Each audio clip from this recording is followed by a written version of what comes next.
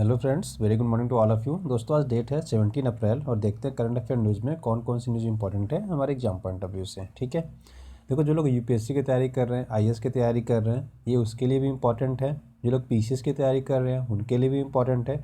और खासतौर पर जो लोग एसएससी या रेलवे की तैयारी करते हैं ना, वो भी ये वीडियो को देख सकते हैं। क्यों? रीज़न ये है कि देखो, उसमें भी अगर एसएससी का एग्जाम देंगे तो आपको प्री में 25 क्वेश्चन आते हैं। ठीक है, मतलब 50 नंबर के आपके जीके आते हैं, जो नॉर्मली हम लोग करंट अफेयर से ही सारी चीज़ें रिलेटेड होती हैं। ठीक है, उसके अलावा रेलवे की बात करूँ तो रेलवे में करंट अफेयर आता है, तो आप इसमें भी आपको हेल्प कर देगा। ठीक है, बट ये है कि मेजरली हम लोग फोकस करते हैं आईएएस पीसीएस पे, तो हम थोड़ा डीप में पढ़ते हैं। बट ये एसएससी और रेलवे में क्या होता है कि आपको जस्ट सरफेस नॉलेज चाहिए होता है। Surface knowledge in the sense कि आपको या तो पता है या तो नहीं पता है। ठीक है, मतलब ऐसे कि किसी देश के प्रधानमंत्री कौन है, तो जैसे आपको पता है या तो फिर नहीं पता है, सिंपल सा है। बट यूपीएससी और पीसीएस में क्या होता है कि आप थोड़ा सा लॉजिक लगा के भी ना उस आंसर तक पहुंच सकते हो, इतना ही एडवांटेज होता है। ठीक है, उसके अलावा बुक्स की बात करें तो देखो, प्रीलिम्स और मेंस के लिए मैंने यहाँ पे बुक्स की डिटेल्स पूरी डाल रखी है। उसके अलावा जिन्होंने अभी तक भारत 2019 नहीं लिया है, अगर वो लेना चाहते हैं तो प्लीज़ मैंने डिस्क्रिप्शन लिंक में डाल रखा है, आप वो भी परचेज कर सकते हैं। ठीक है, तो चलिए सेशन को आगे बढ़ाते हैं। अब देखिए दोस्तों, मेडिटेरेनियन सी, उसके अलावा बात करें कैस्पियन सागर और ब्लैक सी, ये तीन ऐसे इंपॉर्टेंट प्लेसेस हैं जिससे हर साल लगभग हर एग्जाम में क्वेश्चन बन जाते हैं। तो ये एटलीस्ट आपको पता होना चाहिए, राइट। तो देखो, मैंने कल भी बताया था कि इसमें लगभग 18 कंट्रीज़ है, तो आपको ये याद नहीं करना है कि 18 कंट्रीज़ है। आपको 18 कंट्रीज़ कोई नहीं पूछने वाला है कि मेडिटेरेनियन सी से कितनी कंट्री लगती हैं। आपसे क्वेश्चन ये बनेगा कि कौन सी कंट्री नहीं लगता है। ठीक है, तो देखो, ट्रिक तो मैं यार मतलब प्रेफर नहीं करता आप लोग के लिए, प्लीज़, क्योंकि ट्रिक ऐसा है, जैसे अब देखो, मैं बात करता हूँ, एक ट्रिक बताता हूँ जैसे नॉर्मली। ठीक है, जैसे अगर मैं बात करूँ मेटेरियल से कौन सी कंट्री लगती है, जो आपके अफ्रीका की है, तो अफ्रीका में आप जब देखोगे तो आप देखोगे मोरक्को, अल्जीरिया, टूनिसिया, लीबिया और इजिप्ट है। अगर मैं इसके पहले वर्ड लिखूँ, देखो METLE, तो आप मेटल करके याद कर सकते हो, राइट। आपको बहुत आराम से याद हो जाएगा यार, मेटल से मैंने याद कर लिया कि क्या है, मोरक्को, अल्जीरिया, टूनिसिया, लीबिया और इजिप्ट। तो ये ट्रिक ऐसा नहीं कि कोई मैंने बहुत बड़ा इन्वेंट कर दिया, अरे पहला अक्षर पहला अक्षर पहला अक्षर पहला अक्षर पहला अक्षर।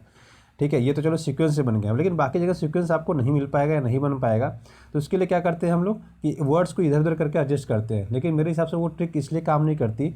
अब देखो, यहाँ पे आप एम से क्या बनाओगे, कभी हो सकता है आपको मोरक्को याद आ जाए, कभी इसके नीचे मॉरिटानिया है, आपको वो याद आ जाए, तो वहाँ पे आप कंफ्यूज हो जाओगे। तो इसीलिए मैं आपसे कहता हूँ कि दोस्त, ट्रिक आप मत याद करा करिए, आप एक बार सीक्वेंस याद करिए ना। सीक्वेंस मतलब ये है, देखिए, अगर आपने मोरक्को याद किया तो मोरक्को के बाद सोचिए उसके आगे कंट्री कौन सी है। ये मत सोचिए कि इजिप्ट भी है, अफ्रीका कंट्री नहीं, ऐसा अगर सोचोगे तो काम गड़बड़ हो जाएगा। तो सबसे पहले चलिए सीक्वेंस से, मोरक्को, मोरक्को से अल्जीरिया, अल्जीरिया से टूनिसिया, टूनिसिया से लीबिया, लीबिया से इजिप्ट। अगर आप ऐसे सीक्वेंस से पढ़ेंगे तब आपको सारी चीज़ें आराम से याद हो जाएंगी। ठीक है, एक सीक्वेंस करिए, शुरू में तो तकलीफ होगी, याद नहीं होगा, लगेगा नहीं यार मेरा कुछ नहीं हो रहा, नहीं हो पाएगा, बट ऐसा नहीं है। देखिए, हमें क्या है कि सफलता देखो एक ही दिन मिलती है, राइट। सफलता हमें एक दिन मिलती है, लेकिन उस सफलता को पाने के लिए हमें एक एक दिन मेहनत करना पड़ता है। तो कॉन्सेप्ट पूरा एक दिन का ही है। ठीक है, सफलता आपको एक दिन जरूर मिलेगी, लेकिन उसके लिए आपको एक एक दिन मेहनत करना पड़ेगा, तब जाके आपको अपने गोल तक पहुंच पाएंगे। आप आईएएस बनना चाहते हैं, कलेक्टर बनना चाहते हैं, आईपीएस बनना चाहते हैं, जो कुछ भी अपनी लाइफ में करना चाहते हैं, आपको वो पाने के लिए एक एक दिन मेहनत करना पड़ेगा। ठीक है, तो आप एक एक दिन ऐसे याद करेंगे। ठीक है, कि मेरा मोरक्को के आगे कौन सा अल्जीरिया, ठीक है, नहीं याद आ रहा है, फिर से पेज खोल के देख लिया, या एटलस खोल के देख लिया, या ये पीडीएफ ही आपने खोल के देख लिया, अच्छा हाँ, मोरक्को के आगे अल्जीरिया था। मैं याद करूँगा या याद करूँगी तो सीक्वेंस से ही करूँगी। ऐसे नहीं याद करना कि यार मोरक्को याद आ गया, इजिप्ट याद आ रहा है, या फिर मोरक्को याद आ रहा है, लीबिया याद आ रहा है, उसका टर्की पहुँच गए, नहीं, ऐसे प्लीज़ मत याद करिए, आपको एग्जाम में रिकॉल करने में बहुत ज़्यादा दिक्कत करेगा। ठीक है, ऑप्शन ऐसे क्लोज बनते हैं, जैसे मैं आपको बता देता हूँ। ठीक है, जैसे यहाँ की एग्जाम्पल ले लो, जैसे अब यूपीएससी में से क्वेश्चन पूछे भी जा चुके हैं, इजराइल, लेबनान, सीरिया और जॉर्डन, ये 4 नाम दे देगा। अब अगर आपने सीक्वेंस याद नहीं किया होगा तो आप जॉर्डन को क्लियर कर ही नहीं पाएंगे कि मेडिटेरेनियन सी से जॉर्डन लगता है कि नहीं लगता है। ये बहुत ही कन्फ्यूजिंग सा हो जाता है, क्यों? क्योंकि जॉर्डन बहुत ही पास में जाता है, इसलिए ऐसे क्वेश्चन बन जाते हैं। ठीक है, तो अगर आप एक सीक्वेंस याद करोगे कि Morocco, Algeria, Tunisia, Libya, Egypt, Israel, Lebanon, Syria, ऐसे अगर याद करोगे आप तो लॉन्ग टर्म में आपको अच्छे से याद भी हो जाएगा। ठीक है, ऐसे इधर से मैंने कहा था कि स्पेन, फ्रांस, यहाँ पे मोनाको है, इटली जाइएगा, फिर ऐसे होते हुए फिर स्लोवानिया से होते हुए क्रोशिया, आपका बॉस्निया, बॉस्निया के बाद आपका मोंटेनिग्रो, मोंटेनिग्रो के बाद अल्बानिया, अल्बानिया के बाद ग्रीस, फिर ऐसे टर्की होते चले इधर चले आइएगा। मैंने इसीलिए बताया था कि अगर एक सीक्वेंस से आप अगर याद करते हैं तो आपको देखो लॉन्ग टर्म में बहुत ज़्यादा बेनिफिट होने वाला है। अगर आप सीक्वेंस से याद नहीं करेंगे दोस्तों, आप यकीन मानिए भूल जाएंगे। ठीक है, हो सकता है आपको मेरी बात का अभी यकीन ना हो सकता है आपको जब 3-4 महीने या तो एग्जाम देके खाली हो जाएंगे तब आपको लगेगा यार सर ने सही बोला था, अगर मैंने याद किया होता है ऐसे तो शायद मेरे 2 नंबर सही हो जाते हैं। ठीक है, तो प्लीज़ फॉलो करिए दोस्तों, ये सारी चीज़ें आपको किसी भी कोचिंग में नहीं बताया जाएगा। मैं अब आपको दिल्ली कोचिंग की हालत बताता हूँ लोग क्या करते हैं। इवन हिंदी मीडियम की हालत तो बहुत ही बुरी है। आप लोग कहते हैं ना कि हिंदी मीडियम के साथ रिजल्ट क्यों नहीं आता, हिंदी मीडियम को पढ़ाने का तरीका ही ऐसा है। कोचिंगें हैं 18 से 20 महीने लेते हैं आपको सिलेबस ख़त्म करने में। आप एक बार सोच के देखो, आप 18 से 20 महीने आज तक कभी आपने पढ़ाई की है? 18 से 20 महीने लगातार आपको क्लास करना है, तो आदमी इसी में टूट जाता है। ठीक है, मेरा ये मानना है कि देखो आप सेम कोर्स हिंदी मीडियम का भी सिलेबस है, वो भी इंग्लिश मीडियम में ना, आप इंग्लिश मीडियम की कोचिंग में जाइए, आपके 9th मंथ में आपके सिलेबस खत्म कर देते हैं वो लोग। 9th मंथ वो लोग ऐसा क्या करते हैं कि 9th मंथ में खत्म हो जाता है, हम लोग ऐसा क्या करते हैं कि 20 महीने में कोर्स खत्म नहीं हो पाता। ठीक है, यहाँ बड़ी बड़ी कोचिंगों के नाम बताएं जो 20-20, 22-22 महीने में आपका कोर्स खत्म कराती हैं, कहने के लिए कहते हैं कि जी हम 15 महीने में खत्म कराएंगे, लेकिन वो चला जाता है 20 से 22 महीने। ठीक है, ये हालत है, एग्जैक्टली ये हालत है। तो देखो यही तरीका ये है कि एक तो हमें सारी चीज़ें पढ़ाते हैं, हमें सारी चीज़ें पढ़नी नहीं है, और जो हमें काम का है हमें वो पढ़ाया जाना चाहिए ना। वो A to Z पढ़ाते हैं कि ये भी इंपॉर्टेंट है, ये भी इंपॉर्टेंट है, ये भी इंपॉर्टेंट है, सारी चीज़ें इंपॉर्टेंट तो है नहीं, कुछ हमें छोड़ना पड़ता है, कुछ हमें करना पड़ता है। बट वही है जो पहले के ढर्रे पे चले आ रहे हैं। देखो सिलेबस चेंज हो गया दोस्तों, 2011 के बाद से बहुत सारी चीज़ें रैपिडली चेंज हुई। ठीक है, 2013 से तो बहुत सारी चीज़ें चेंज हो गई हैं। ठीक है, तो उस हिसाब से हमें अडॉप्ट करना पड़ेगा। और हिंदी मीडियम के लोगों का क्या है कि आज भी उसी ढर्रे पे चल रहे हैं। जो टीचर आपका 2014 से पहले पढ़ाता था जिस तरीके से, वो आज भी उसी तरीके पे पढ़ा रहा है। तो देखो आप अगर चेंज नहीं करोगे तो सिलेक्शन होना बहुत मुश्किल हो जाएगा। ठीक है, तो इसीलिए कहता हूँ मैं कि देखो ऐसा नहीं है कि हिंदी मीडियम को रिजल्ट ख़राब नहीं है। अगर दोस्तों का रिजल्ट ख़राब होता, निशान जैन 13 रैंक कैसे आता, 32 रैंक गंगा सिंह कैसे आता, हिंदी मीडियम से थे ना, किरण कौशल 3rd रैंक आई थी उनकी। तो ऐसा नहीं है कि हिंदी मीडियम का रिजल्ट ख़राब है, हिंदी मीडियम का रिजल्ट अच्छा है। बट ये है कि हिंदी मीडियम के स्टूडेंट्स को ना गाइडेंस गलत देते हैं लोग। आप चले जाइए ही, ठीक है, आपके कोचिंग में जिन्होंने एटलस किया होगा, जो लोग जिसमें से कोई भी एक स्टूडेंट देख रहा होगा ये वीडियो, आपको कभी ये पढ़ाया नहीं गया होगा कि मेटीरियल सी से कौन कौन सी कंट्री लगती है, आपको कैसे याद करना है। वो बस एक बार बता देंगे कि स्पेन लगता है, ये लगता है, वो लगता है, बस एक बार पढ़ा दिया। कभी नहीं कहेंगे कि जोड़ देंगे कि इसको आपको याद करना है, बेशक बार पढ़ा दें। उनका काम है बस कि हमारा काम है पढ़ाना, पढ़ा के निकल जाना। उनको सिलेक्शन से मतलब ही नहीं है। इतने बच्चे हैं उनके पास कि वो सिलेक्शन से मतलब वो फोकस ही नहीं करते बाकी कोचिंगों की। तो ये चीज़ प्लीज़ याद रखिए। मैंने यही कोशिश की कि जो लोग दिल्ली आके पढ़ते हैं वो सारी चीज़ें मैं आपके घर तक पहुंचा सकूं। इवन अगर आप घर पे ही हैं, मोबाइल में देख रहे हो, तो आपके घर तक आ रहा है ना वीडियो, तो प्लीज़ इसको फॉलो करिए अच्छे से। ठीक है, चलिए आगे बढ़ते हैं, बहुत ज़्यादा हो गया ज्ञान की बातें। अब बात करते हैं कैस्पियन सागर की। देखो कैस्पियन सागर में रसिया था, रसिया के बाद Azerbaijan, then Iran, then Turkmenistan, और आप उसके बाद आपका कजाकिस्तान। देखो ये आपकी 5 कंट्रियां हैं जो आपको याद करना है। अब इसमें कौन सा ट्रिक आप बनाओगे, आप यही सोचो ना। ठीक है, तो अब ये देखो रेत के ऐसे कुछ हम बना सकते हैं, जैसे RAIT। ठीक है, रेत कैसे कह सकते हैं ना, और रेत का ऐसे नाम कह सकते हो आप, या रेतकी कह सकते हो, या रेटिके कह सकते हो, कुछ भी बना सकते हो आप। ठीक है, बट ये कि ऐसे बना तो लोगे आप, बट ये लॉन्ग टर्म याद नहीं रहता। इसलिए मैं दोस्तों आपसे कहता हूँ कि एक सीक्वेंस याद करिए, एक बार आपको याद हो जाएगा, आप फिर भूल के दिखाओ, आपको भूलेगा ही नहीं। अगर एक बार आपने अच्छे से याद कर लिया इसको, ठीक है, तो आपको ये भूलेगा ही नहीं। तो यही तरीका है।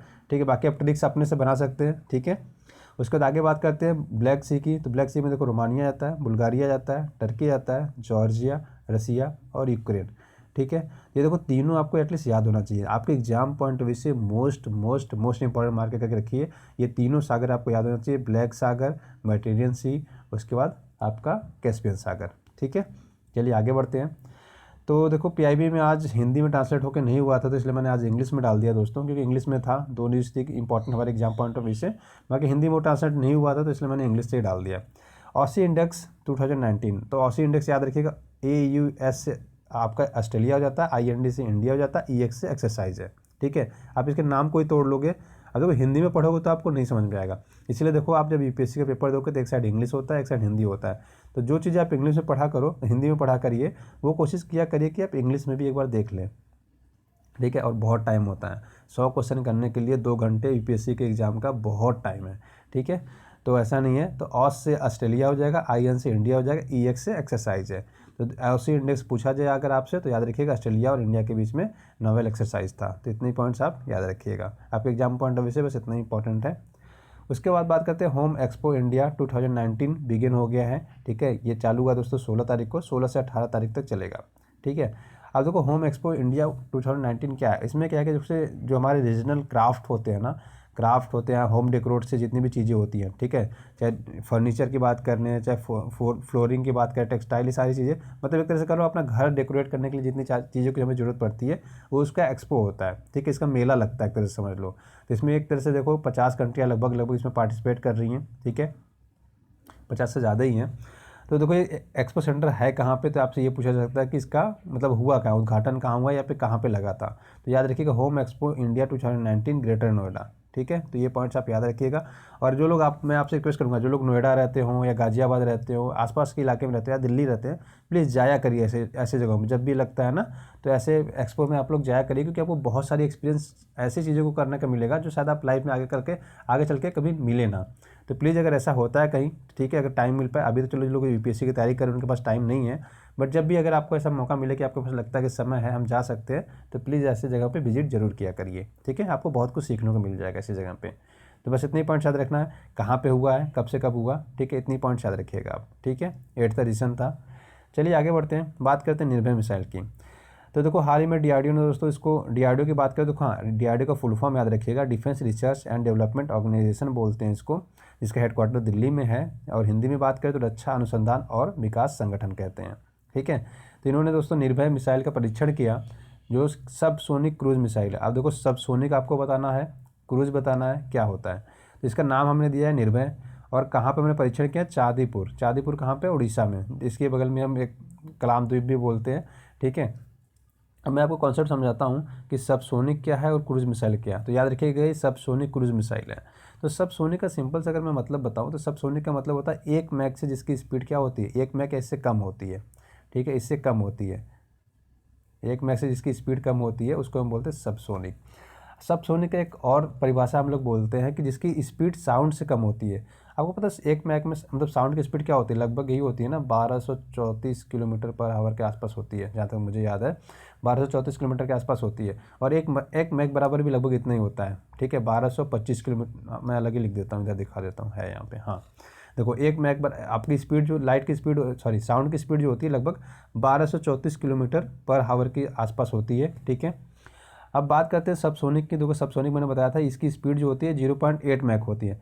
1 मैक बराबर मैंने बताया था आपको लगभग ये 1225 किलोमीटर के आसपास होता है, 25 किलोमीटर पर आवर, इतनी स्पीड होती है इसकी 1 मैक की स्पीड। तो 1 मैक से कम है, तो याद रखिए 0.8 मैक के आसपास इसकी स्पीड है। ये आपको नहीं याद रखना है, सोनिक भी याद नहीं करना, सुपर सोनिक आपसे पूछा जाता है।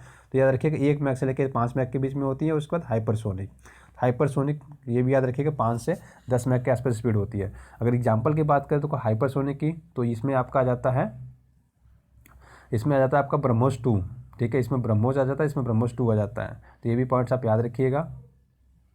अब दोस्तों ये पे हम थोड़ा सा ना कुछ कॉन्सेप्ट पढ़ लेते हैं, ठीक है, हम थोड़ा कॉन्सेप्ट पढ़ लेंगे तो हमें थोड़ा बहुत ज़्यादा काम आएगा। देखो जो सबसोनिक मिसाइल होती है ना, सबसोनिक क्रूज मिसाइल, ठीक है, तो अगर सबसोनिक क्रूज मिसाइल की बात करें तो इनकी स्पीड तो मैंने बात कर ली 0.8 मैक की होती है। 1 मैक में मैंने बता दिया कितना होता है, 1 मैक में आपका होता है 1225 किलोमीटर पर आवर चलती है स्पीड, ठीक है, ये याद रखिएगा। साउंड का भी लगभग इतना ही होता है, तो साउंड की स्पीड से कम होता है, ये चीज़ हो गई। क्रूज, और देखो अब क्रूज और बैलिस्टिक मिसाइल, तो देखो 2 टर्म होते हैं, मैंने वैसे तो ये पढ़ा रखा है आपको। एक होता है आपका बैलिस्टिक, ठीक है, और एक होता है क्रूज मिसाइल। एक होती है आपकी क्रूज मिसाइल, एक होता है बैलिस्टिक मिसाइल।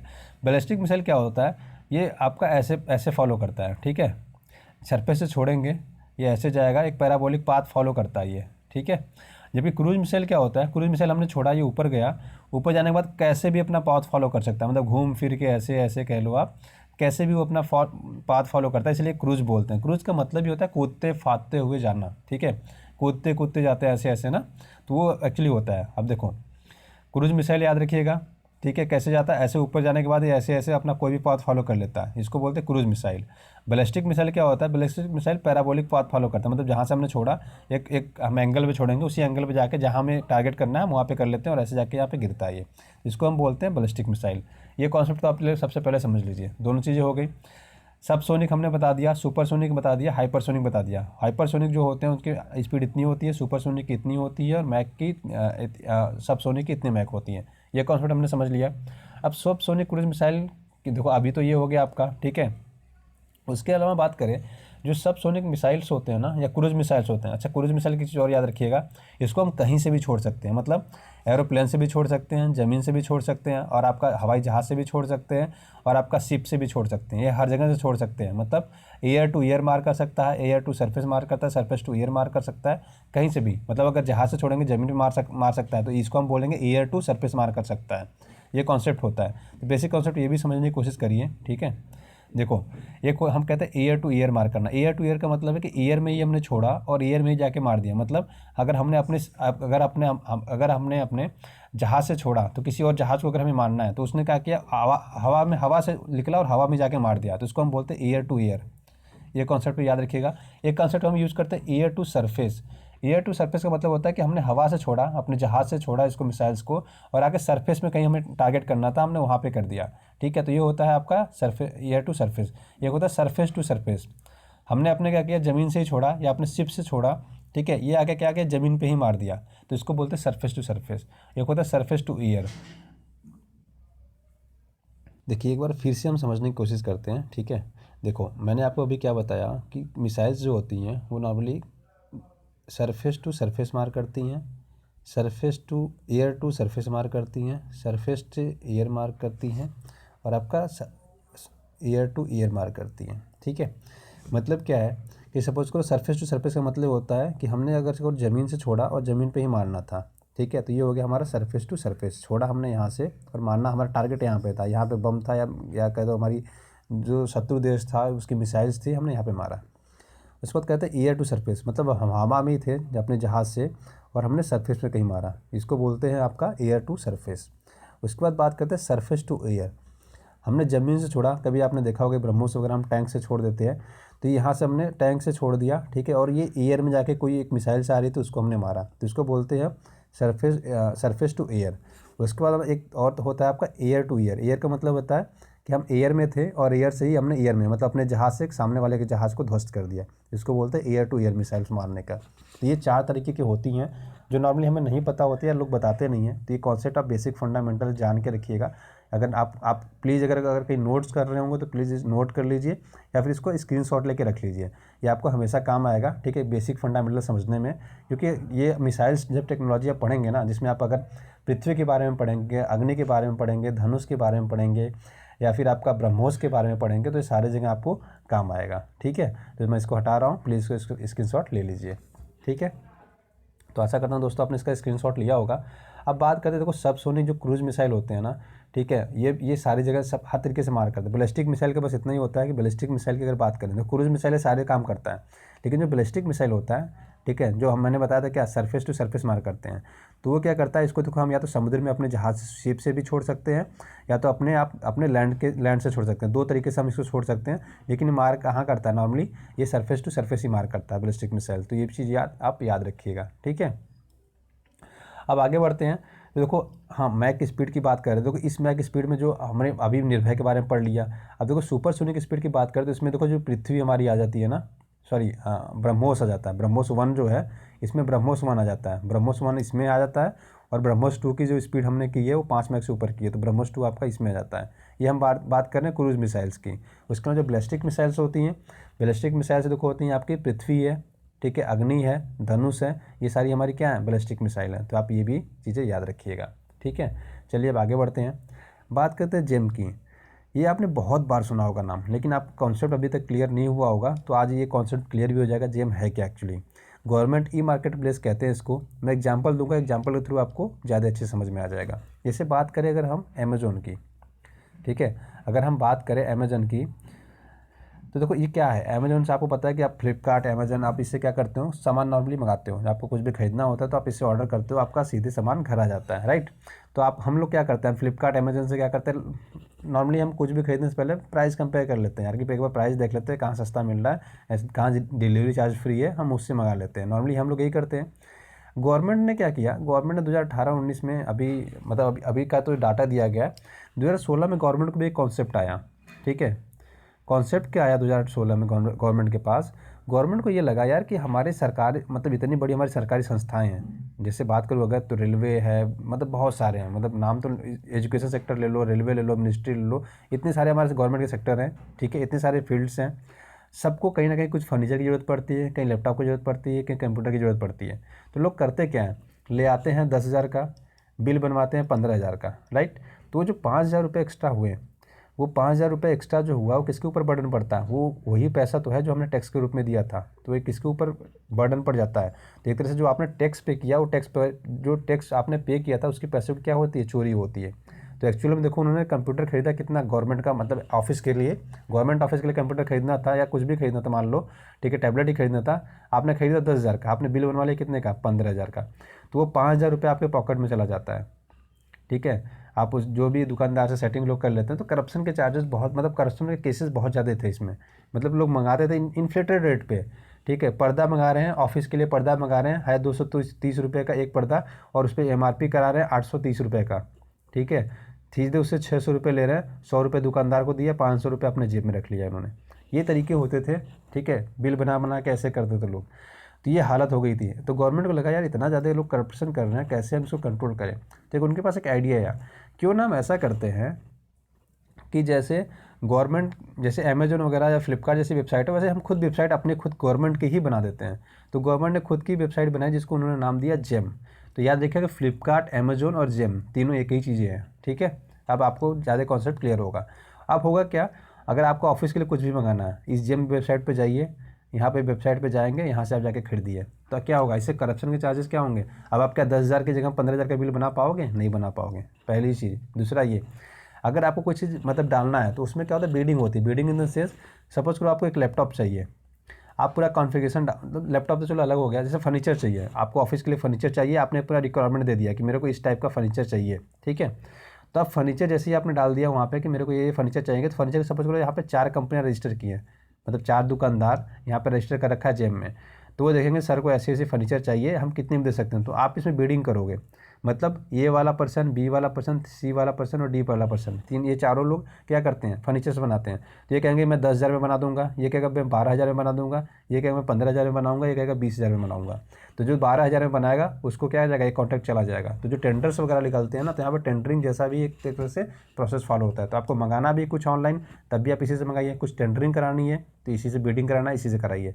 तो इससे क्या होगा, आप जिस पर्सन से खरीद रहे हो ना उस पर्सन से जाके मिलोगे भी नहीं, ठीक है। उसको आपको डायरेक्ट पैसा भी नहीं देना है, आप इस जेम के थ्रू पेमेंट करेंगे, ठीक है। तो पेमेंट थ्रू उसके जाएगा, तो आपको डायरेक्टली पैसे का लेन देन भी इस पर्सन से आपका नहीं होगा, पहली चीज़। दूसरा, आप इस पर्सन से मिलोगे भी नहीं और आपका सारा काम हो भी जाएगा। तो जहाँ ह्यूमन का इंटरेक्शन कम हो जाएगा, वहाँ पर करप्शन की चीज़ें क्या होंगी, धीरे धीरे कम हो जाएंगी। तो ये चीज़ें आप याद रखिएगा। तो यही इसमें चीज़ें कही गई दोस्तों 2018-19 में, लगभग इसमें जो खरीदारी है ये मार्केट प्लेस में, वो लगभग 4 गुना हो गया है। ये हाँ, एक चीज़ और बात करूँ इसमें, देखो आप इसमें खुद आप भी रजिस्टर कर सकते हो। अगर आपको भी कुछ मंगाना है तो आप भी कंपेयर करके अमेजोन और फ्लिपकार्ट और इससे भी कंपेयर करके आप मंगा सकते हो। कुछ नहीं करना है, आपको अपना साइनअप के लिए आधार नंबर देना पड़ेगा, और जो आपने रजिस्टर मोबाइल किया होगा आधार में, आपको मोबाइल नंबर देना होता है। जैसे आप रजिस्टर नॉर्मली कर सकते हैं। उसमें 2 ऑप्शन मिलते हैं, आप बायर बनना चाहते हैं कि सेलर बनना चाहते हैं। बायर मतलब आप कुछ खरीदने वाले हैं, सेलर मतलब आप कुछ बेचने के लिए आपके पास प्रोडक्ट है। तो दोनों की चीज़ें आप आराम से कर सकते हैं, ठीक है। चलिए आगे बढ़ते हैं। अब बात करते हैं, देखो इसमें लगभग हमने सारी चीज़ें पढ़ ली थी। अब कुछ इसमें चीज़ें और भी जान लेते हैं जेम के बारे में। देखो इसको कई नामों से जानते हैं, गवर्नमेंट ई-मार्केट प्लेस जेम के नाम से जानते हैं। ये एक ऑनलाइन मार्केट प्लेटफॉर्म है, जो मैंने आपको पहले ही बता दिया। इसकी शुरुआत 2016 में की गई थी, किस मिनिस्ट्री के द्वारा, तो ये याद रखिएगा किस मिनिस्ट्री के अंतर्गत आता है, तो ministry of commerce and industry. ये याद रखिएगा किसकी हेल्प से इन्होंने किया था, तो ये भी याद रखिएगा आप। इलेक्ट्रॉनिक्स एंड कम्युनिकेशन के द्वारा किया गया था, इलेक्ट्रॉनिक्स एंड सूचना प्रौद्योगिकी मंत्रालय की हेल्प से इन्होंने स्टार्ट किया था। तो ये भी आप याद रखिएगा पॉइंट्स, ठीक है। अब देखो इसको, इससे फ़ायदा क्या क्या होगा ये भी मैंने आपको बता दिया। पेपरलेस हो जाएगा, कैशलेस हो जाएगा, और सिस्टम ऐसा हो जाएगा कि मतलब आप ऑनलाइन सब कुछ खरीदना है तो ट्रांसपेरेंसी हो जाएगी, करप्शन के केसेस इसमें क्या हो जाएंगे, कम हो जाएंगे, ठीक है। तो ये सारे पॉइंट्स थे। तो अब जेम, मैं ऐसा करता आपको जेम क्लियर हो गया होगा, तो आपसे कंफ्यूज नहीं होगा जेम क्या है। जेम बस इतना याद रखिएगा कि एक अमेजोन जैसी वेबसाइट ही है जो गवर्नमेंट की है, ठीक है। अब बात करते हैं नौधौर वन्यजीव अभयारण्य की। तो ये कहाँ पे, आपको जस्ट ये पता होना चाहिए दोस्तों, ये उत्तराखंड में है। तो इसकी चर्चा क्यों है, ये बात करते हैं। तो देखो इसको टाइगर रिजर्व घोषित करने की बातें कही जा रही है। रीज़न ये है कि 2012 में यहाँ पे बस केवल 9 बाघ थे, ठीक है, 9 टाइगर थे। अभी क्या, इनकी जो 2018 में जनसंख्या बढ़ के इसकी 27 हो गई, और कहा जा रहा है कि आने वाले मतलब अभी 2019 तक इसकी जनसंख्या 32 होने वाली है। तो ये चाहते हैं कि इसको टाइगर रिजर्व घोषित किया जाए। अब टाइगर रिजर्व घोषित करने से फ़ायदा क्या होगा, जैसे ही टाइगर रिजर्व घोषित होगा तो जो सरकार से तरफ से कुछ पैसे आते हैं ना, इस टाइगर रिजर्व को मिलना चालू हो जाएगा। तो इसके संरक्षण वगैरह के लिए इनके पास पैसे मिलेंगे और अच्छे से देखभाल कर सकते हैं। तो इसीलिए टाइगर रिजर्व घोषित करने की इसकी बातें कही जा रही हैं। तो ठीक है, वो अलग केस है, तो उसको हम उतना नहीं जानते हैं। याद रखिए टाइगर प्रोजेक्ट कब स्टार्ट किया गया, तो 1973 में ये भी पूछा जाता है। वन्य जीव संरक्षण अधिनियम कब आया था, ये पूछा जाता है, तो 1972 का है। तो ये पॉइंट्स दो याद रखिएगा, आपसे एग्जाम पॉइंट ऑफ व्यू से इंपॉर्टेंट हो जाते हैं। प्लस उत्तराखंड में आपका है नंदौर वन्य जीव अभ्यारण्य। हाँ, उत्तराखंड में 3-4 और है, 3 कम से कम तो आपको और पता होना चाहिए। ठीक है, चलो एक आपको कमेंट करके बताना है। चलो एक हिंट मैं बता देता हूँ, एक तो मैं ही बता दे रहा हूँ, राजा जी। ठीक है, राजा जी नेशनल पार्क। उसके अलावा मैंने देखो 3 तो आपको रटाए, बहुत ज़्यादा रटाए हैं, तो आपको ये 2 और बताना है कि कौन कौन से हैं। बहुत ही सिंपल नाम है, एटलीस्ट आपको पता होना चाहिए। ठीक है, चौथा ये हो गया आपका। तो एटलीस्ट ये 2 आप प्लीज़ कमेंट करके बताइए कि उत्तराखंड के कौन कौन से पार्क हैं, टाइगर रिजर्व या नेशनल पार्क, अब जो भी याद आ रहा है प्लीज़ आप कमेंट जरूर करिए। एक मैंने बता दिया आपको राजा जी, 2 आपको कमेंट करके एटलीस्ट बताना ही बताना है। तो किसी बहाने आपका क्या हो जाएगा, रिवीजन हो जाएगा। अगर आपको याद नहीं होगा ठीक है, कोई बात नहीं, गूगल करिए फिर कमेंट करिए, तो वो चीज़ें देखो आपको लॉन्ग टर्म में क्या रहेगा, याद रहेगा। ठीक है ना। चलिए आगे बढ़ते हैं, बात करते हैं 3D प्रिंटिंग हार्ट की। ठीक है, अब देखो हार्ट मतलब दिल्ली है, वो जिसको दिल बोलते हैं। तो अभी 3D प्रिंटिंग का कॉन्सेप्ट आ गया है, मतलब हम क्या करेंगे 3D में उसको डिज़ाइन करेंगे और इम्प्लीमेंट करेंगे। ठीक है, तो अभी इजराइल के वैज्ञानिकों ने दोस्तों ऐसा इंसानी ऊतक और वाहिकाओं को क्या किया, निर्मित किया, जो 3D प्रिंटिंग के हेल्प से किया है। तो आने वाले टाइम में क्या होने वाला है, मैं सीधी भाषा में बात करूँ, इतनी चीज़ आपको पढ़ने की ज़रूरत नहीं है, मैंने इसलिए ऐड कर रखा कि बस नॉलेज आप एक बार पढ़ सकते हैं। देखो अभी क्या है कि आपको पता है दिल की बीमारियां बहुत ज़्यादा होती हैं। ठीक है, हार्ट की प्रॉब्लम्स आती है, लीवर आपका ख़राब हो जाए, किडनी ख़राब हो जाए, तो उसके ट्रांसप्लांट्स की बात करें तो 50 लाख से लेकर 1 करोड़ रुपए तक लगते हैं। तो अब एक गरीब आदमी कहाँ से 50 लाख रुपये लाएगा, जिसकी पूरी साल की इनकम 1 लाख रुपये नहीं हो, 50 लाख रुपये कहाँ से देगा। तो ये देखो 3D प्रिंटिंग के जरिए अगर हम ऐसा बना सकते हैं, आर्टिफिशियल अगर आप हार्ट बना सकते हैं, तो आने वाले टाइम में ये बहुत ही एक अच्छी पहल होगी। तो देखो हमारा जो वर्ल्ड हेल्थ ऑर्गेनाइजेशन है, विश्व स्वास्थ्य संगठन है, वो भी चाहता है कि देखो हृदय रोग से ना बहुत ज़्यादा लोग मरते हैं दुनिया में। तो एटलीस्ट अगर हम ऐसा कुछ डेवलप कर लेते हैं तो हमें क्या है, आने वाले टाइम में हम इन लोगों को बचा भी सकेंगे। प्लस एक तरह से जो गरीब स्वास्थ्य सेवाएं नहीं ले पाता है, या उसको हृदय की बीमारी है, या उसका लीवर ख़राब है, किडनी ख़राब है, कुछ भी ख़राब है, तो उसको हम क्या कर सकते हैं, ट्रांसप्लांट कर सकते हैं, ऐसी चीज़ें हम कर सकते हैं, उसको बचा सकते हैं। और इसकी सेवाएँ क्या हो सकती हैं, सस्ती हो जाएंगी। ठीक है, पैसे कम देने पड़ेंगे। तो एक अच्छी पहल है। अब देखो इसमें टर्म्स क्या आया, अब आपको पढ़ना क्या क्या है। एक तो 3D प्रिंटिंग कैसी होती है, आपको मैं इमेज दिखा दे रहा हूँ। हार्ट का इमेज इसलिए दिखा रहा हूँ कि आप थोड़ा सा, मैं नहीं चाहता कि आप लोग डर जाए थोड़ा सा, क्योंकि आदमी दिल वगैरह है वो थोड़ा अलग चीज़ें हो जाती है। तो हम एक इजराइल को देखते हैं कहाँ पे है। सबसे पहले तो हम देखो 3D प्रिंटिंग ऐसी होती है। ठीक है, मशीन से ऐसी होती है, हम 3D में डिजाइन करते हैं। पहले हम 2D प्रिंटिंग होती है, जो आप प्रिंटर से प्रिंट निकलता है वो आपका क्या होता है, 2D हो जाता है।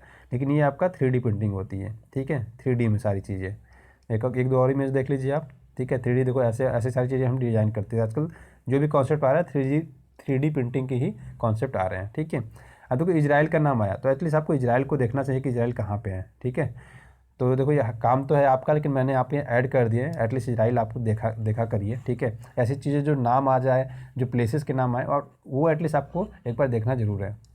अब देखो सिनाई पेनिनसुला भी बोलते हैं, है तो ये इजिप्ट का पार्ट, तो ये भी याद रखिएगा, इजिप्ट का पार्ट है। ये है पूरा आपका फ़िलिस्तीन, सॉरी ये इजराइल है। इसको वेस्ट बैंक बोलते हैं, या तो हम फ़िलिस्तीन भी बोलते हैं। फ़िलिस्तीन के नाम से भी आप लोग बहुत ज़्यादा जानते रहे होंगे। तो देखो गोलन हाइट्स बहुत ज़्यादा चर्चा में है। तो देखो यूपीएससी आपसे क्या पूछ सकता है, वैसे तो इस इलाके से बात करो तो 2014 से लेके 2018 तक लगातार क्वेश्चन पूछे गए हैं। ठीक है, लगातार क्वेश्चन पूछे गए, मैं बता रहा हूँ। ठीक है, तो देखो मेडिटेरियन सी से कौन कौन सा देश लगता है यहाँ पे, आपके लिए क्वेश्चन देखो। यहाँ पे एक तो इजिप्ट लग गया, इधर आपका इजराइल लग गया, लेबनान लग गया, आगे जाएंगे तो सीरिया भी लगेगा। अब देखो गोलन हाइट से किसके किसके सीमा लगती है, ये भी पूछा जा सकता है। तो आप अगर ध्यान से देखोगे यहाँ पे इमेज में, तो देखो सीरिया का बॉर्डर भी लगता है, जॉर्डन का बॉर्डर भी लगता है, लेबनान का बॉर्डर लगता है, इजराइल का बॉर्डर लगता है। तो आपसे ये क्वेश्चन बन सकता है कि इन निम्नलिखित में से किसकी सीमा आपकी गोलन हाइट से नहीं लगती है। ऑप्शन में क्या दे देगा, इजिप्ट, ठीक है, सऊदी अरब, ऐसे आसपास के देंगे ऑप्शंस कि अगर आपने ढंग से नहीं पढ़ा है। अब देखो मैं फ़ायदा बताता हूँ आपको कैसे अगर आप इसको क्वेश्चन को सही कर सकते थे। देखो अगर आपने मेटेरियल सीख के सीक्वेंस से नाम याद किए होते हैं, सीक्वेंस से याद किए होते हैं, ठीक है, तो आप एक बार इजिप्ट पे आते हैं, इजिप्ट के बाद कहाँ जाते हैं, इजराइल जाते हैं, इजराइल के बाद आगे कहाँ जाते हैं, लेबनान जाते हैं। तो आपको पता है कि जो ये आपका गोलन हाइट्स का झगड़ा चल रहा है, गोलन हाइट का झगड़ा दोस्तों चल रहा है आपका इजराइल और आपका सीरिया के बीच में। तो आपको ये पता चल जाता है कि चलो इजराइल और सीरिया तो है ही, उसके आगे जब जस्ट आगे बढ़ते लेबनान, तो अगर लेबनान ऑप्शन होता तो आपको लगता है कि यार ठीक है, अगर सीरिया और इजराइल के बीच में है तो लेबनान आसपास में आता है, तो ये हो सकता है ऑप्शन में, लेकिन इजिप्ट तो नहीं हो सकता। दैट इज़ ऐसा भी ऑप्शन बन जाता है कभी कभी, अगर आप एक ऑप्शन काटो ना तो लगभग 3 ऑप्शन कट जाते हैं, एक ही बच जाता है। तो ऐसे ऑप्शंस आपको बहुत बार मिल जाते हैं। तो अगर आप इजिप्ट अलग से अलग अगर कर देते हैं, जिसको मिस्र बोलते हैं, जैसे कैपिटल की बात करें तो कायरो या काहिरा बोलते हैं, आप एक आराम से अगर अलग करते तो बाकी आपके ऑप्शन सही हो जाते हैं। तो ये तरीका है दोस्तों, जिससे कि अगर आप देखो सीक्वेंस से पढ़ोगे तो आपको बहुत ज़्यादा हेल्प होगी, ठीक है। जिसको हम स्मार्ट स्टडी बोलते हैं, एक्चुअली में यही स्मार्ट स्टडी होता है। बहुत लोग को समझ ही नहीं पाते स्मार्ट स्टडी क्या है। स्मार्ट स्टडी का मतलब ये नहीं होता कि शॉर्ट नोट्स छोटे छोटे बना लिए और उसको रट्टा मारे जा रहे हैं, वो स्मार्ट स्टडी नहीं है। स्मार्ट स्टडी ये है कि आपने एक सीक्वेंस याद किया जो आपको वहाँ पे फ़ायदा कर जाएगा, ठीक है। तो इसीलिए मैं बार बार आपको जोर देता हूँ कि प्लीज़ जो भी याद करिए सीक्वेंस याद करिए, मेहनत से याद करिए, ट्रिक पे मत जाइए। ट्रिक आपको कभी ना कभी ऐसा फंसाएगा, इतनी बुरी तरह फंसा देता है कभी कभी ट्रिक, कि आप याद ही नहीं कर पाओगे चीज़ों को, और याद भी कर पाओगे तो आपको बहुत ज़्यादा तकलीफ दे देता है। देखो बात करते हैं अगर फ़िलिस्तीन की, तो देखो जब उस टाइम फ़िलिस्तीन हुआ करता था 1946 में, तो आपको पता है कि इजराइल में यहूदी रहते हैं, तो उनके पास कोई ज़मीन नहीं थी। तो यहाँ पे यूनाइटेड नेशन का प्लान आया 1947 में। उन्होंने कहा कुछ पार्ट आप इधर दे दीजिए, कुछ पार्ट इधर दे दीजिए, बाकी जेरूसलम ये रख लीजिए। तो ये मुस्लिम कंट्री थी, ठीक है। तो यहाँ पे क्या हुआ कि जो फ़लस्तीन के लोग थे उन्होंने कहा नहीं, हम इजराइल को जगह नहीं देंगे। तो इजराइल ने धीरे धीरे धीरे धीरे झगड़ा अपना करना चालू कर दिया, किससे? फ़िलिस्तीन से। तो इजराइल ने दोस्तों इतने झगड़ा कि इतने वॉर झेले हैं, मतलब एक तरह से जैसे इंडिया की हम बात करें तो इंडिया में हमारे 2 देश पड़ोसी देश देखिए ना आप, एक तरफ पाकिस्तान एक तरफ चाइना, ऐसे इजराइल की हालत है। इजराइल की हालत मतलब हर तरफ से ख़राब है, मतलब इधर से भी देख लो, जॉर्डन के साइड से, सीरिया के साइड से, हर तरीके से उसने बहुत युद्ध लड़े हैं। एक टाइम तक ये था कि पूरे जितने भी आप मुस्लिम कंट्री है ना, एक साथ मिलकर लड़ रहे थे, इजराइल अकेले लड़ रहा था। फिर भी इजराइल ने अकेले हरा दिया। मुस्लिम कंट्री को विश्वास ही नहीं हुआ कि हम हार गए, क्योंकि इतनी सारी 4-5 कंट्री एक साथ मिलकर लड़ रही थी, जिसमें सऊदी अरब भी थी। बट ठीक है, तो धीरे धीरे देखो इजराइल क्या किया, अपना एरिया बढ़ाता गया बढ़ाता गया बढ़ाता गया। आज हालत यह है कि देखो फ़िलिस्तीन ये बहुत ही छोटा सा ग्रीन वाले पार्ट में सिकुड़ के रह गया है, और इस वाले पार्ट्स को हम बोलते हैं गाजा स्ट्रिप। तो याद रखिए, गाजा पट्टी के नाम से भी इसको जानते हैं। अगर भारत के अगर बात करें हम एम्बेसी के, देखो भारत की एम्बेसी देखो टेल अवीव में है। तो आपसे ये भी मैच ऑफ द फॉलोइंग में पूछा जा सकता है। Tel Aviv match of the following करके दे देगा, फ़िलिस्तीन दे देगा, इजराइल दे देगा, इजिप्ट दे देगा। तो याद रखिए टेल अवीव और जेरूसलम, ये दोनों प्लेसेस याद रखिएगा, इजराइल के हैं, ठीक है। चलिए आगे बढ़ते हैं। अब बात करते हैं, देखो निजी कंपनी एयरटेल ने माई सर्कल करके एक ऐप लॉन्च किया है, जिसमें क्या है कि देखो नॉर्मली क्या होता है कि ऐप आप अपने मोबाइल में इंस्टॉल करिए, आपके आसपास जितने लोग हैं एटलीस्ट आपको दिखते रहेंगे मैप में, ठीक है। पहला ये। दूसरा ये, सपोज़ करो आप कभी कभी जाते हो ना, बाहर जा रहे हो या बस में जा रहे हो, ट्रेन में जा रहे हो या मेट्रो में जा रहे हो, तो होता क्या है कि आपको कभी चक्कर आ जाता है या आपको कभी अजीब लगने लगता है, यार मुझे कुछ अच्छा नहीं लग रहा है।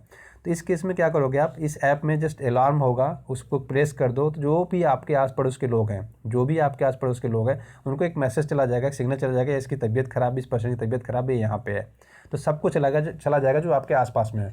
हम क्या करते हैं नॉर्मली, अगर हमारी तबीयत खराब हो जाए तो हम घर वालों को कॉल करते हैं। हो सकता है घर वाला आपका घर वाले आपके 10 किलोमीटर दूर हो, आपके कोई फ्रेंड है यहाँ पे जो आपको नहीं पता, वो ट्रैवल कर रहा था, आपके 2 फ्रेंड यहाँ पे आसपास ही, जो 1 किलोमीटर दूर है, एक 500 मीटर की दूरी पे है, आपको नहीं पता कि वो मेरा फ्रेंड मेरे पास है कि नहीं है, ठीक है।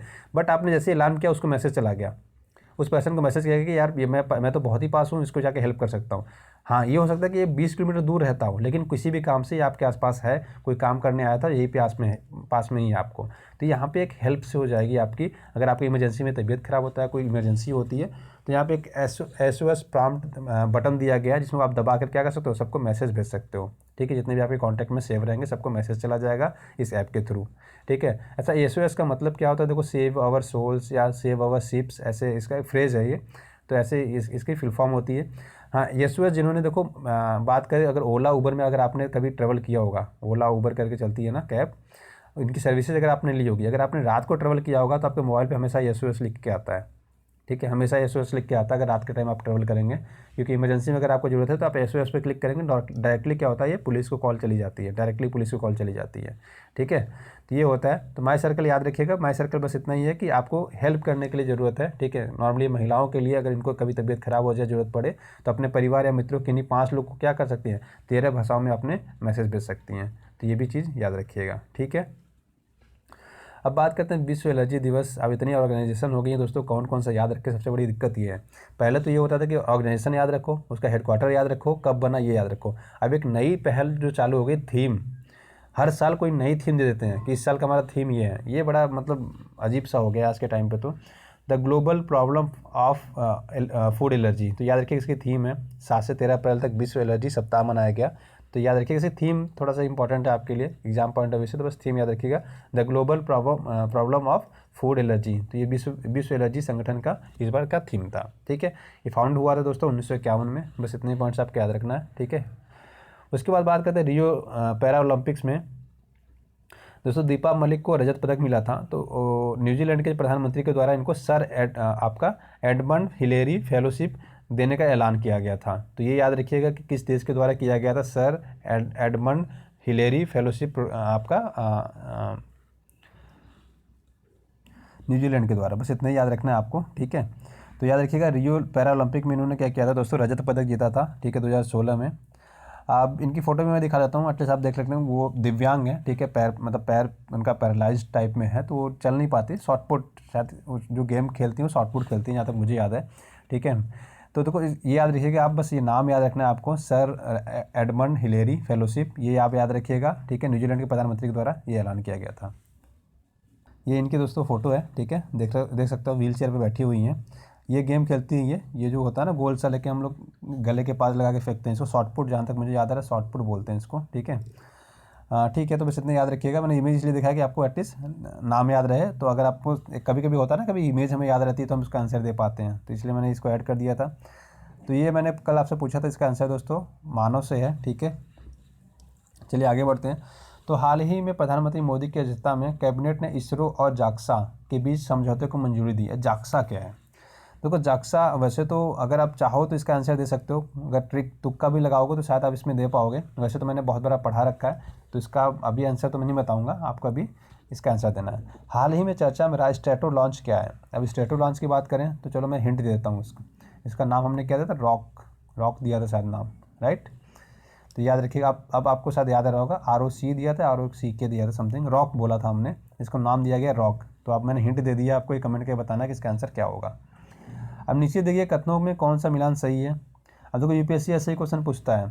ठीक है, अगर देखो इसमें आपने एक ऑप्शन एलिमिनेट किया तो दो ऑप्शन अपने आप एलिमिनेट हो जाएंगे। जैसे विशु कहाँ का एक फेस्टिवल है? विशु तो वैसे केरला का है, मैं आपको हिंट ही दे रहा हूँ। चलो ठीक है, विशु वैसे तो केरला का है, उत्तर प्रदेश का नहीं होगा। सपोज कर आपने कह दिया कि ये चीज़ नहीं होगी, तो ये भी आपका अलग हो जाएगा, गलत हो जाएगा। अब बचेगा दो, तो देखो आप इसमें क्या कर सकते हो, 50-50 खेल सकते हो, राइट? तो आपको कमेंट करके बताना है। वैसे तो इसको मैंने आधा आपका काम तो कर ही दिया, 50-50 कर दिया। अब आपको आंसर देना है इसका। ठीक है, तो चलिए आगे बढ़ते हैं। निम्नलिखित में कौन से फिलिस्तीन के नए प्रधानमंत्री चुने गए? वैसे तो UPSC के पॉइंट ऑफ व्यू से इंपॉर्टेंट नहीं है, मेंस पॉइंट ऑफ व्यू से थोड़ा सा इंपॉर्टेंट हो जाता है आपके लिए, बट ये है कि आपको ये पता होना चाहिए। देखो इजराइल के तो हम बहुत बार पढ़ते हैं कि नेतन्याहू है वहाँ के प्रधानमंत्री, लेकिन फ़िलिस्तीन के बारे में बात नहीं करते। तो फ़िलिस्तीन के बारे में भी थोड़ा सा हमें जानना जरूरी है। तो शिंजो अबे तो जापान के हैं। चलो एक मैंने ऐसे ही आपको एलिमिनेट कर दिया, 3 आपको ऑप्शन दे दिए, अब 3 में से आप कमेंट करके बताइएगा। ठीक है, अब ये मत कहिएगा सर ये तो हमें शिंजो अबे के बारे में तो पता ही था, आपने तो क्या नया कर दिया। ठीक है, आपको 3 में से ही बताना है, तो इतने पॉइंट्स आप याद रखिएगा। ठीक है, तो दोस्तों आज के वीडियो में बस इतना ही रखते हैं। आशा करते हैं आपको वीडियो पसंद आ रहा होगा। कोशिश मैंने आज की कि थोड़ा आराम से पढ़ते हैं, तो आराम से पढ़ने में बस दिक्कत नहीं होती कि थोड़ा वीडियो लंबी हो जाती है। बट ठीक है, मैंने ये कोशिश की कि मैं थोड़ा सा आराम से आपको समझा के पढ़ा सकूँ, क्योंकि बहुत सारे बच्चे ये कमेंट कर रहे थे कि सर आप थोड़ा सा तेज़ पढ़ा देते हैं, जिससे कि कभी कभी जो आप बोलते हैं वो हम समझ नहीं पाते हैं।